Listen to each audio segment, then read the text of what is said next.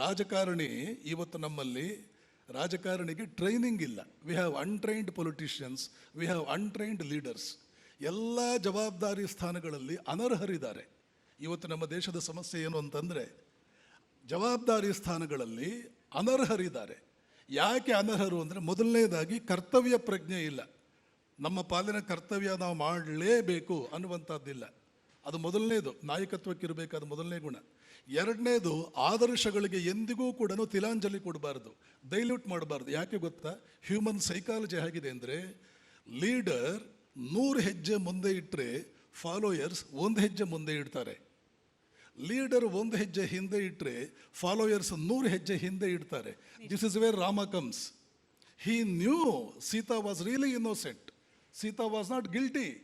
ಆದರೂ Caesar's wife must be above all suspicion.